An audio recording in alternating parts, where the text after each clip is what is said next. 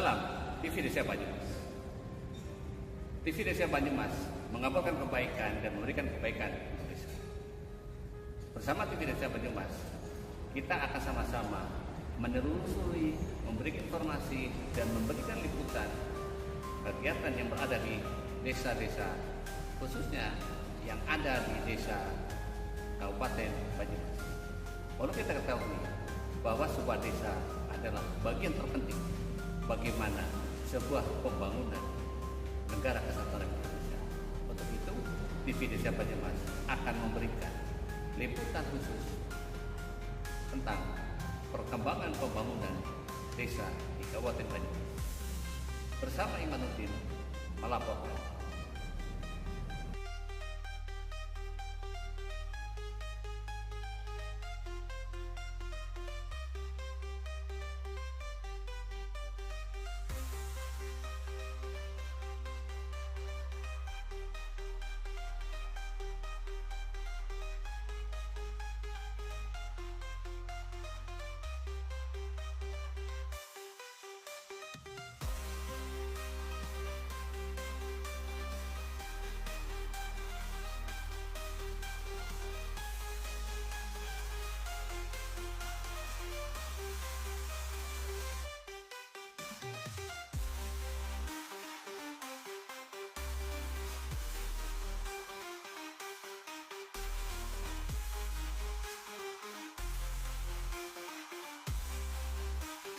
Gimana ini kira-kira yang sudah dilakukan di tingkat kecamatan ini untuk apalagi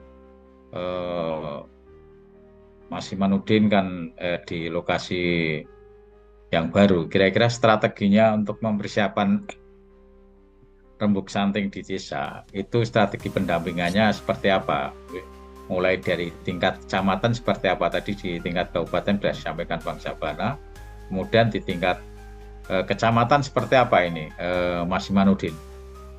Oke, terima kasih Pak Teh atas diberikan waktunya, dan mohon izin rekan-rekan kerabat desa yang ada di pagi hari ini, sesuai dengan tupoksi perannya, karena saya berkedudukan di tingkat kecamatan, maka saya konsentrasi pertama adalah melihat gitu ya, karena ini saya pergeseran dari beda kecamatan, maka saya harus menyesuaikan. Data yang saya lihat adalah kemarin kami juga ada rakor dengan teman-teman pendamping dan juga PLD serta kasih pemerintahan.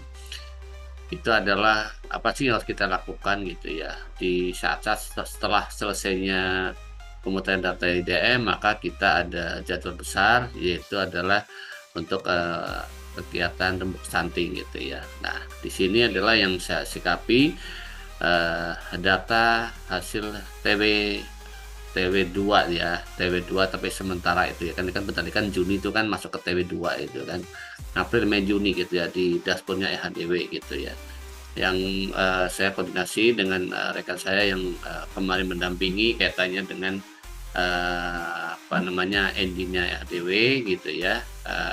Setelah itu adalah secara pribadi juga mengkondisikan dari desa seperti apa sih data-data yang mereka dapatkan ataupun mereka input gitu ya, dan ya sebatas itu. Terus berikutnya adalah saya mencoba untuk membuat pengertian yang lebih mudah gitu, karena kalau namanya pesannya kayaknya kan ribet-ribet amat sih, enggak lah ya gitu ya, itu hal yang biasa. Dan makanya mungkin nanti ini adalah bagian saya akan melangkah, mohon saya minta izin ya Pak De ya untuk asas ya. Mungkin saya mohon dari rekan-rekan yang hadir di pagi hari ini, terutama abang saya, Bang Sam gitu ya, untuk bisa dikoreksi ya bila saya ada kekurangannya. Karena ini adalah bagian daripada saya untuk berusaha menindaklanjuti tadi gitu ya. Ini adalah rembuk santing yang setelah saya buat itu ya, karena udah beda kecamatan Mas, sekarang bawahnya kecamatan Batik Raja lagi Batu Raden, jadi begitulah. Terus berikutnya ini bentar ya.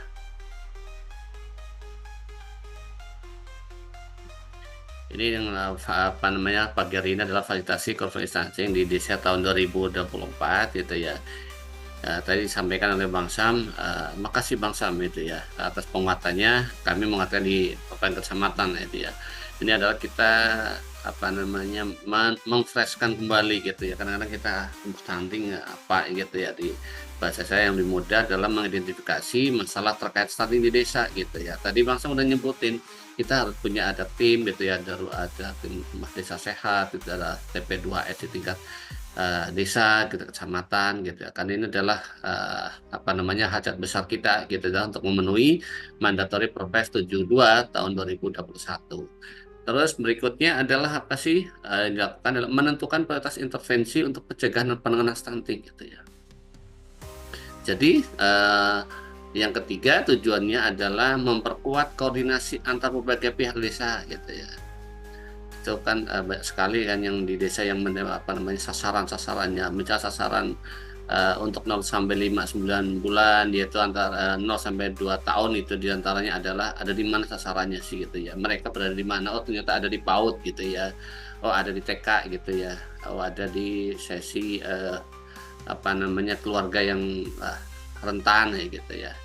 Terus yang keempat adalah menghasilkan komitmen bersama untuk penanggulangan stunting. Ini yang susahnya di sini, Bang. Makanya saya mohon gitu ya, nanti mentor-mentor saya untuk bisa menuntun kami lah gitu ya, daripada hasil dari di sini menghasilkan komitmen bersama untuk menanggulangan stunting. Nah, jangan sampai data yang tersedia gitu yang dihasilkan oleh apa namanya rekan-rekan kita di TP2S di desa, atau TP2S di tingkat kecamatan gitu ya. Terus nanti tiba-tiba di kabupaten menjadi berbeda gitu, karena basis datanya berbeda dan tidak bisa dikonvergensikan gitu ya. Terus selanjutnya langkah-langkah untuk rembuk stunting gitu ya, pelaksanaan gitu ya. Ya berarti tadi yang saya sampaikan gitu ya. Kita punya basis data jelas gitu ya, apa sih gunanya adanya engine-nya EHDW gitu ya, kita pakai di sana gitu kan. Oh, macet ya, KPM itu kan punya data yang berbasis Excel gitu ya, seperti halnya kemarin pada saat kita pengisian di IDM itu pun sama. Saya berharap nanti ke depan di IDM itu datanya nggak usah apa namanya nggak di Excel lah, langsung aja dari data EHDW langsung naikkan gitu, biar semuanya smartphone smart people gitu. Terus yang kedua adalah diskusi kelompok terfokus FGD gitu. Terus terakhir adalah pleno rembuk stunting gitu. Nah di dalam FGD tentunya kita sebagai pendamping apa namanya mempraktekkan, kan ada pertemuan-pertemuan dengan KPM. Nanti kan pelaksanaan rembuk stunting itu kan koordinatornya kan KPM di situ. Nah di situ hadir beliau ketua BPD gitu ya, ada kepala desa dan lainnya gitu. Nah, selanjutnya adalah tindak lanjut yaitu penyusunan rencana aksi desa, terus monitoring dan evaluasi. Nah ini hal-hal semacam format kayak gini nanti bisa kita saling melengkapi gitu ya, tidak ada hal yang siapa tahu ada yang baku dari tadi apa namanya bukunya Bu Epi gitu ya, karena tadi disampaikan oleh Bang Sam itu ada yang beda nggak ada, nah, siapa tahu ke arah sini gitu loh Bang. Nah terus dokumen dihasilkan, laporan analisis situasi stunting berisi data dan temuan terkait situasi stunting di desa. Nah di sini perlu apa namanya perlu kerja reguler gitu ya. Kalau apa namanya dengan alasan mesinnya engine-nya EHDW itu rada ngadat, rada down gitu ya, tiba-tiba berhenti, nggak mau ada apa namanya inovasi yang lain gitu, padahal sebetulnya data itu sudah ada gitu ya di Excel, tinggal dituangkan di dalam EHDW atau sebaliknya gitu ya. Data-data mungkin KPM itu kan punya mitranya gitu ya, ada bidan desa gitu ya, ada posyandu, ada tenaga analis kesehatan atau sanitasi atau gizi di tingkat kecamatan gitu kan, dan ada pertemuan ya, karena udah jelas-jelas gitu kan penggunaan dana desa diantaranya lebih fokus ke arah stunting gitu ya. Terus berikutnya adalah dokumen yang dihasilkan adalah risalah rembuk stunting. Ini yang kadang-kadang lupa ini.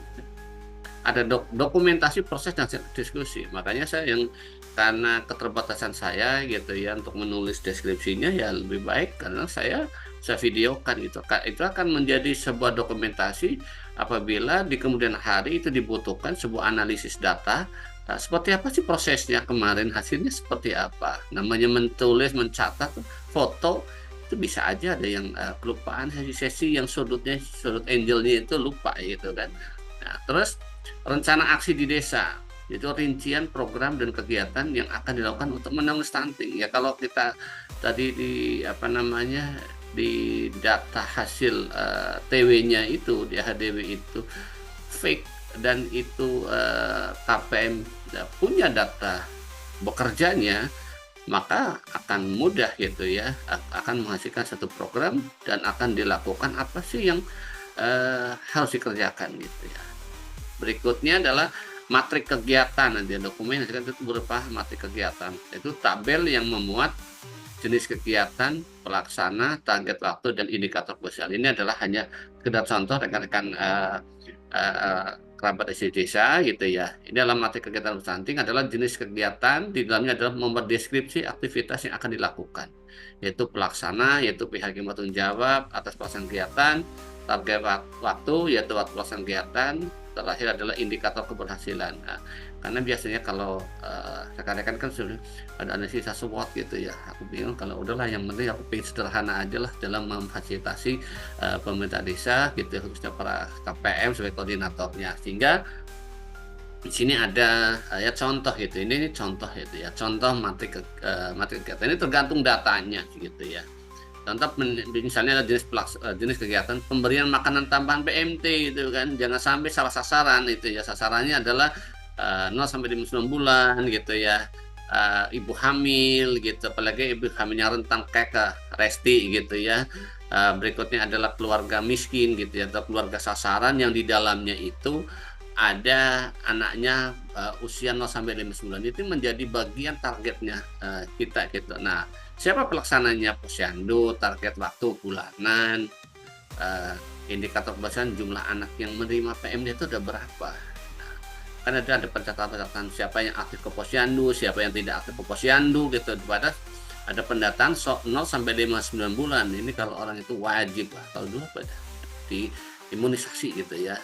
Penyuluhan gizi untuk ibu hamil gitu. Ini ibu hamil gitu ya, penyuluhan gizi untuk ibu hamil, bukan untuk yang lain gitu ya. Pelaksana puskesmas, bidan desa gitu ya, apakah sebagai tenaga pendidik profesional bisa masuk di bagian itu? Ya bisa saja gitu kan, tergantung nanti apa sesi-sesi atau sela-sela mana sih, karena kan kita membawa sebuah intervensi program daripada Kementerian Desa kaitannya dengan ada budgeting gitu ya, yang akumulasinya nanti masuk di dalam perencanaan dan APBD gitu. Target misalnya tribulan gitu ya. Terus indikator keberhasilan peningkatan pengetahuan ibu hamil wajib itu harus ditingkatkan pengetahuannya gitu ya.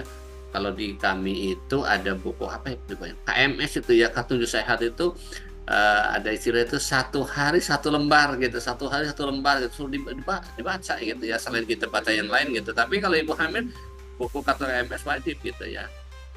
Terus adalah pemantauan tumbuh kembang anak gitu ya, pelaksana adalah kader posyandu, target waktu bulanan, indikatornya adalah presentasi anak yang dipantau gitu. Nah terus terakhir ini ada pembuatan kebun gizi. Kalau kami itu ada namanya asmatoga itu kan, ataupun pemanfaatan pekarangan pangan lestari KRPL gitu ya. Pelaksana adalah kelompok tani PKK, ini kan biasanya ada di Pokja berapa ya? Pokja 4 masalah itu. Terus target waktu adalah tahunan, indikator keberhasilan adalah produksi sayur dan buah di desa. Oke, terima kasih. Ini adalah ada satu hal yang adalah adanya komitmen bersama, yaitu semua pihak di desa berperan aktif, kolaborasi antar pemerintah desa, masyarakat, dan lembaga gitu. Terakhir adalah adanya sustainable program, yaitu kegiatan berkelanjutan berkesinambungan. Yang kedua adalah evaluasi penyesuaian program secara berkala. Mungkin itu apa yang tadi disampaikan oleh Bang Sam. Saya menindaklanjuti nyambung apa yang disampaikan oleh Bang Sam, saya ke teknis saja. Nanti kalau pas eksekusinya nanti beda lagi. Nanti mungkin PLD akan lebih ngeh gitu ya, lebih spesifik. Itu saja Pak Ade Panji, saya ucapkan terima kasih sekali lagi. Mangga. Ya, terima kasih Mas Iman. Mas Iman tadi sudah mempersiapkan kaitannya dengan langkah-langkah secara konkret, kemudian apa saja yang harus dipersiapkan, mulai dari tadi kaitannya dengan persiapan sehingga nanti akan mengiring atau mengajak pada pelaku-pelaku minimal tadi kan ini tingkat kecamatan sebelum nanti diimplementasikan rembuk stunting kan minimal stakeholder di tingkat kecamatan mulai dari Puskesmas, kemudian koordinator penyuluh pangan, isi, kemudian koordinator penyuluh KB dan lain-lain, dan Kades, KPM, Bidan dikumpulkan di kecamatan, diberi pembekalan seperti itu untuk persiapan pelaksanaan rembuk stunting. Silakan Mas Iman, kami persilakan. Terima kasih. Mohon maaf Bu Endah, tadi saya nyambung apa yang disampaikan adanya data P3KE gitu ya. Saya mohon izin Bu Endah, mohon petunjuknya apakah ini yang dimaksud gitu. Saya sharingkan gitu ya.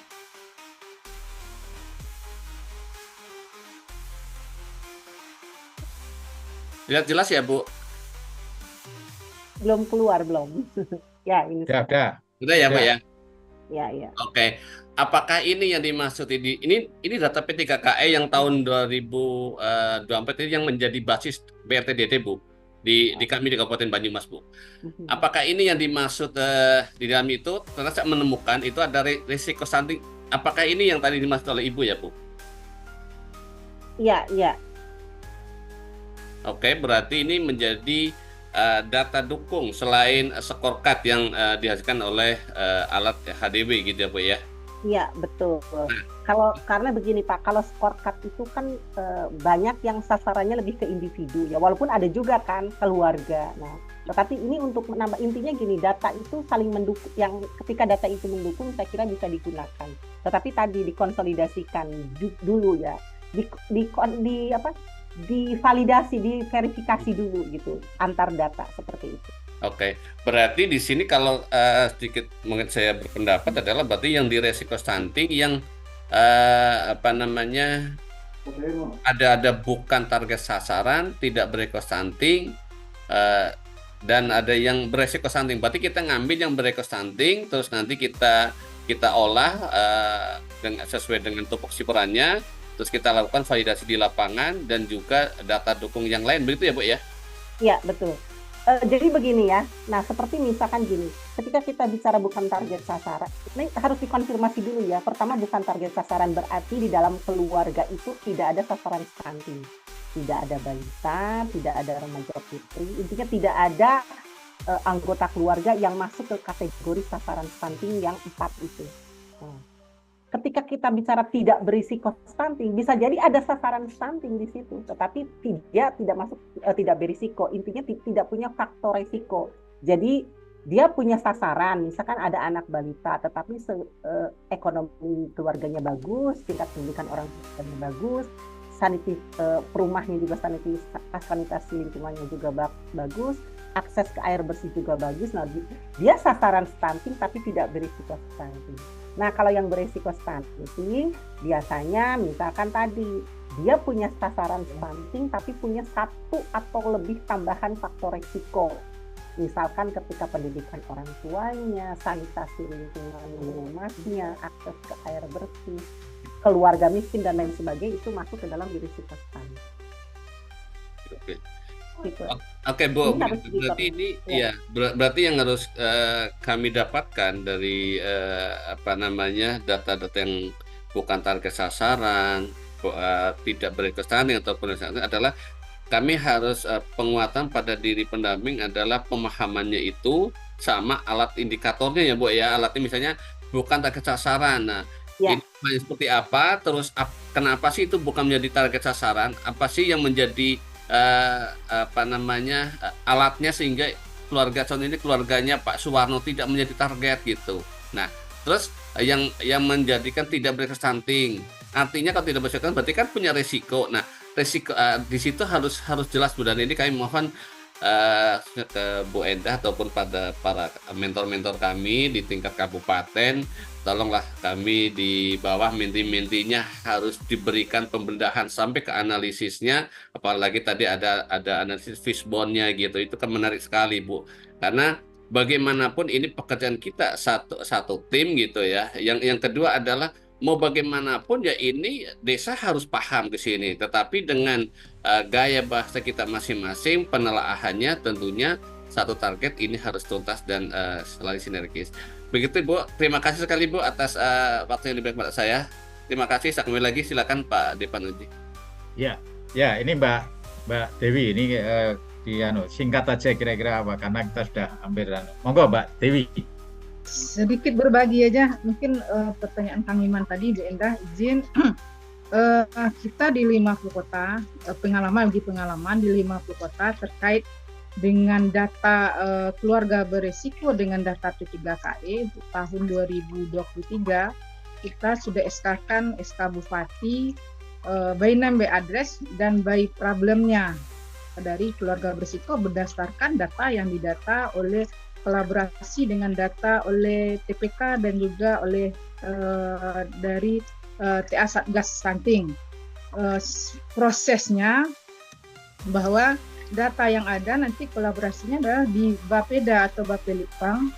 Kita semua data by name by address-nya di sana disatukan, mana yang keluarga beresiko, dan di data P3KE itu kan data yang sudah ditetapkan dari nasional, nanti dari Bapelitbang diturunkan ke desa untuk diverifikasi kembali mana data dan evaluasi lagi, mana yang tidak termasuk lagi dia masuk data P3KE, kemudian dikirim kembali ke Bapelitbang.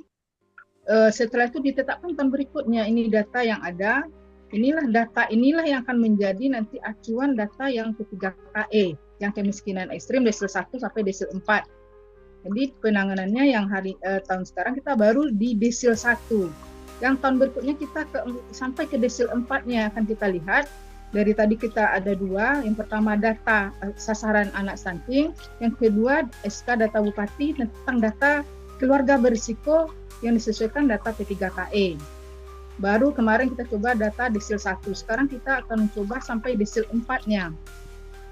Sehingga nanti ditetapkan di kabupaten, prosesnya Kang Iman kita mulai dari desa sampai nanti ke kabupaten, ditetapkan, di SK-kan, muncullah beribu-ribu data keluarga beresiko yang harus diintervensi oleh OPD. Sehingga langkah berikutnya data ini akan dilakukan, yang tahun sekarang kita inovasinya adalah bagaimana monitoring dan intervensi bersama OPD terkait dengan data KRS yang telah disinkronkan dengan P3KE. Data ini sudah dapat, kemudian tindak lanjutnya OPD meninjau ke lapangan. Betul enggak anak ini yang keluarga berisiko ini tidak punya jamban? Kalau memang tidak, langsung diarahkan kepada OPD misalnya PU untuk pengadaan kegiatan jamban. Jadi data ini selalu berkembang. Peningkatannya sekarang kita coba adalah untuk keempat desilnya. Kemarin baru desil 1 yang kita coba SK-kan untuk di Bupati terkait dengan data P3KE dengan keluarga berisiko. Jadi berbeda keluarga berisiko dan ada data sasaran anak stunting. Ini yang tadi Bu Endah katakan tadi, ada di masa pencegahan, ada yang telah mendapatkan yang kena stunting itu sendiri. Mungkin itu pengalaman yang kita coba lakukan untuk di tingkat kabupaten. Terima kasih. Ya, terima kasih Mbak Devi. Ya, sekalian ditanggapi dan closing statement nanti Bu Endah. Monggo Bu Endah. Ya, saya kira itu tadi yang pengalaman Mbak Devi ya. Saya kira bisa teman-teman semuanya mungkin dijadiin satu good practices yang bisa ditiru juga ya. Intinya memang cuman bagusnya kan di sana sudah dari kabupaten ya, kemudian dikonfirmasi kepada desa gitu. Jadi tapi kalau misalkan di kabupaten teman-teman susah ya, mulai dari tingkat desa lah, karena kan pastinya ada kabupaten, tinggal minta untuk level desa, bagaimana di desa dilakukan tadi seperti ini, bicara konsolidasi kan berarti. Karena tadi pastinya saling mendukung data-data tersebut ya, karena di dalam P3KE sendiri ada terkait dengan stunting gitu. Ini bisa menjadi sasaran dalam kita melakukan intervensi terhadap sasaran stunting di desa. Bisa melengkapi apa yang ada di dalam village support card seperti itu ya. Terutama mungkin yang kaitannya dengan sebetulnya bisa tidak hanya intervensi sensitif, tidak hanya kaitan dengan fasilitas layanan dasar seperti air bersih dan lain sebagainya.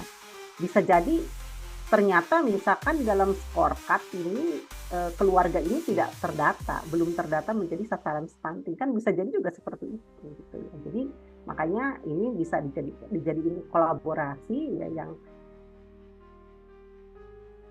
bagian dari kemiskinan ekstrim dari DSM 1 sampai 4, di sana pastinya ada yang masuk ke kategori sasaran stunting, sehingga penanganannya itu bisa simultan antara kemiskinan ekstrimnya juga, stuntingnya juga, tidak 2 kali gitu ya, seperti itu. Dan di situ tentunya kalau stunting ada intervensi spesifiknya juga ditambah gitu, selain yang sifatnya intervensi sensitif yang bagian dari fasilitas umum ya, fasilitas umum. Kan biasanya kan gini, treatmentnya kalau itu ada di dalam satu RT, ada di dalam satu dusun, ini bisa menjadi titik, oh di sini harus dibangun sarana air bersih, misalkan seperti itu. Tapi untuk keluarga yang sasaran stunting ada plusnya untuk intervensinya tadi, misalkan pemberian PMT-nya dan lain sebagainya. Mungkin itu sih ya, tapi saya kira ya tadi mungkin apa yang saya kira cukup, saya senang pagi ini bisa ikut satu forum dengan teman-teman diskusi ya, bisa menjadi masukan juga buat kami ya, karena kami juga kan tidak minim pengalaman di lapangan ya, karena namanya supervisi monitoring itu kan hanya bagian kecil saja gitu ya. Jadi ya, diskusi seperti ini terima kasih kalau kami selalu ikut sertakan agar kami bisa menambah atau menyerap ilmu dari teman-teman juga di lapangan yang nanti bisa kita aplikasikan juga. Kalau tidak ada pertemuan ini kami tidak ada, oh di sini ada good practice ini nih yang kemudian bisa